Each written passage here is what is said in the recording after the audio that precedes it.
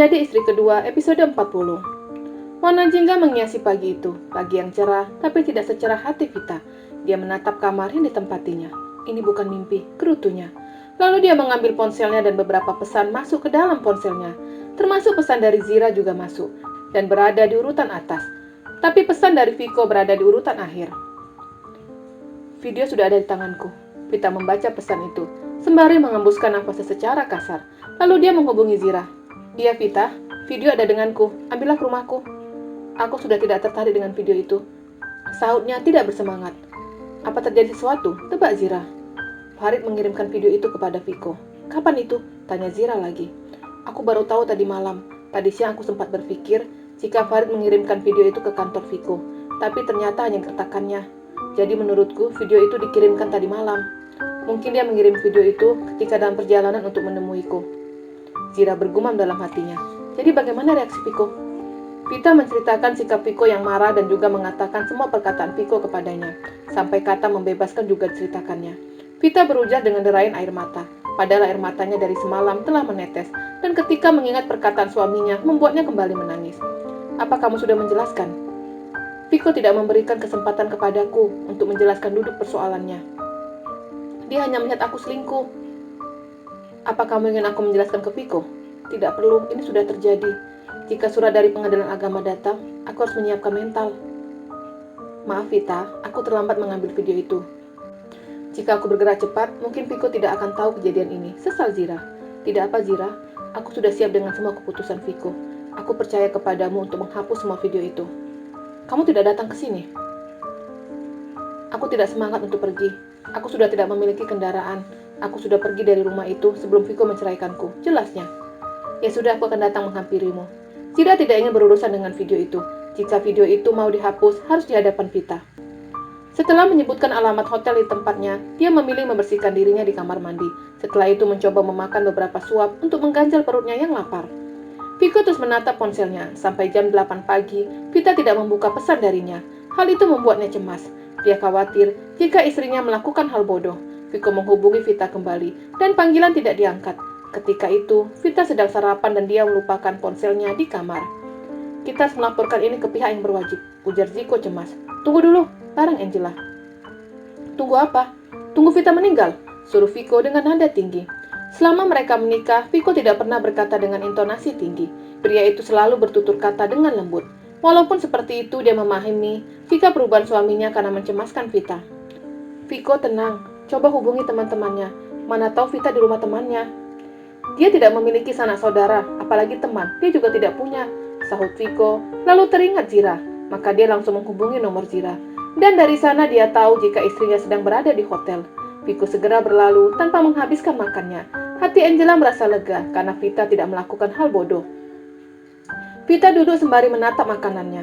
Makanan itu hanya diacak-acaknya dengan sendok. Pikirannya sedang mengingat kejadian tadi malam, mengingat semua ucapan suaminya yang membuatnya kembali bersedih.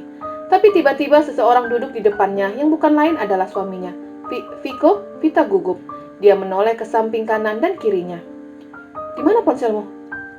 Ponselku ada di kamar, sahutnya yang mengerti jika Zira yang memberitahu keberadaannya kepada Viko. Kita pulang sekarang, ajak Viko sembari mengulurkan tangannya ke arah istrinya. Melihat tangan itu membuatnya tertegun beberapa saat. Dia memejamkan matanya, berharap itu bukan mimpi. Dan ketika membuka mata, tangan itu masih ada di depannya. Dia menengadahkan kepalanya ke atas dan melihat raut wajah suaminya lebih baik dari semalam. Kita pulang sekarang, ujar Viko lagi. Vita menerima uluran tangan itu. Lalu mereka berjalan menuju kamar Vita menginap dan ketika itu Zira datang. Zira, kamu? Viko bingung. Aku hanya mau menyerahkan video rekaman itu. Jelasnya lalu menyerahkan flashdisk ke Vita. Rekaman apa itu? Viko bingung. Sebaiknya kita bicarakan di kamar, sahut Zira. Viko setuju. Mereka sama-sama ke kamar Vita. Dan di sana Zira menceritakan permasalahan yang dialami Vita. Dari awal mula wanita itu ke klub malam dan penyebab wanita itu ke klub malam juga diceritakan Zira. Hal itu membuat Viko langsung menatap istrinya. Sampai ancaman yang dilakukan Farid juga diceritakan. Di mana pria itu? Aku yang menghajarnya. Viko marah. Ziko sudah mengamankan pria itu. Dia tidak akan bisa kabur, sahut Zira. Lalu dia pamit meninggalkan pasangan itu untuk menyelesaikan permasalahan mereka. Viko menatap istrinya, lalu menatap flashdisk yang ada di tangan Vita. Istrinya stres karena dia menikah dengan Angela. Maafkan aku yang tidak mengerti dengan perasaanmu yang terluka, ujar Viko sembari memeluk istrinya. Aku juga minta maaf, saut Vita menangis. Dan mereka berjanji untuk tidak mengungkit masalah itu lagi. Bahkan mereka bersama-sama membakar plastik itu. Setelah itu mereka keluar dari hotel dengan suasana hati yang lega. Tidak ada yang ditutupi lagi. Mereka saling memaafkan dan melupakan kejadian itu. Kehadiran Vita membuat Angela senang. Dia memeluk wanita itu dengan erat. Aku tahu, kamu akan kembali, ujarnya. Vita hanya menatap, lalu berlalu menghampiri anaknya. Mama dari mana? Tanyanya yang bingung, karena Vita datang dengan membawa koper. Mama tidak kemana-mana, sahutnya. Seminggu kemudian, hubungan Viko dan Vita telah membaik. Bahkan mereka telah melakukan hubungan badan seperti dulu. Bahkan tanpa malu, Vita mencium Viko di depan Angela. Dia menunjukkan kepada istri kedua kalau dia sangat disayang suaminya. Tapi berbeda dengan Angela, dia tidak merasa cemburu. Tapi yang membuatnya heran, selama seminggu Viko tidak datang ke kamarnya. Vita sedang bergelayut manja di dada Viko. Mereka baru saja selesai bersetubuh. Keringat membasahi tubuh pasangan itu. Viko, apa kamu mencintaiku? Tanyanya. Tentu aku mencintaimu, sahutnya sembari mengelus rambut istrinya. Kalau Angela bagaimana? Apa kamu juga mencintainya? Tanyanya lagi. Viko diam. Dia masih menyayangi Angela, tapi cinta dia masih bingung. Pasti kamu belum memiliki perasaan kepadanya. Tebak Vita yang dapat membaca pikiran suaminya. Ketika dia bertanya tentang perasaan Viko kepadanya, suaminya menjawab dengan cepat. Tapi ketika bertanya tentang perasaan ke Angela, suaminya masih berpikir. Bagaimana kalau Angela kamu ceraikan? Apa? Viko kaget dengan ucapan istrinya. Tenang Viko, jangan kaget. Aku pikir Naura sudah tidak merengek minta adik lagi. Dan ngomong-ngomong, ini sudah jalan beberapa bulan. Tapi kenapa Angela belum ada tanda-tanda hamil? Tanyanya bingung. Apa mungkin dia mandul seperti aku? Viko mengingat ucapan Angela yang mengatakan jika dirinya mungkin mandul seperti Vita. Hal itu membuatnya semakin cemas.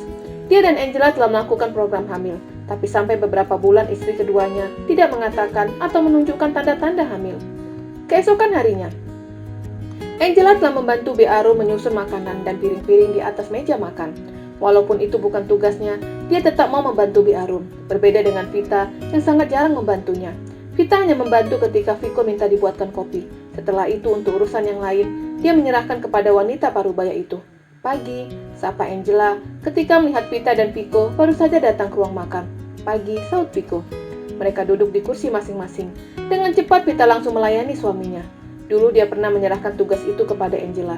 Tapi karena hubungannya dan Viko telah baik, maka dia mengambil alih semuanya. Angela, ambilkan buah di dapur. Si bibi ini pasti lupa, gerutu Vita. Angela segera beranjak dari kursi makannya. Lalu ke dapur dan mengambil buah. Lalu meletakkan di atas meja makan. Ya ampun Angela, buahnya dipotong-potong dong. Kan gak mungkin Viko makan buah mangga seperti itu. Itu lagi buah apelnya dipotong, lalu bawa ke sini. Itu saja gak tahu. Apa harus mau diajarin? Gerutunya. Angela mengerutkan dahinya. Dia bingung kenapa Vita menyuruh-nyuruhnya, sedangkan status dia sama dengan Vita, sama-sama istri Viko. Viko tidak menyadari dengan semua ucapan Vita, karena dia sedang sibuk membalas satu persatu pesan yang masuk. Angela beranjak dari kursi lalu ke dapur. Dia mengambil pisau, dan hal itu diperhatikan Arum.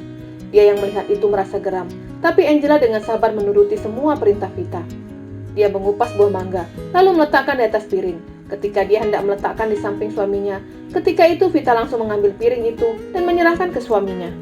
Ini buahnya sayang, makanlah, ujarnya manja. Viko mengambil potongan buah itu, lalu menyantap beberapa potong dan dilanjutkan dengan memakan sarapannya. Angela, kamu dan Viko sudah berapa lama menikah? Tanya Vita. Pertanyaan itu membuat Angela dan Viko menoleh. Mamanya kenapa? Tanya Angela balik. Enggak ada, bukannya kamu dan Viko sedang melakukan program hamil. Tapi kenapa sampai sekarang belum hamil? Angela diam. Hal itu yang ditakutkannya. Sampai sekarang dia memang belum ada tanda-tanda hamil.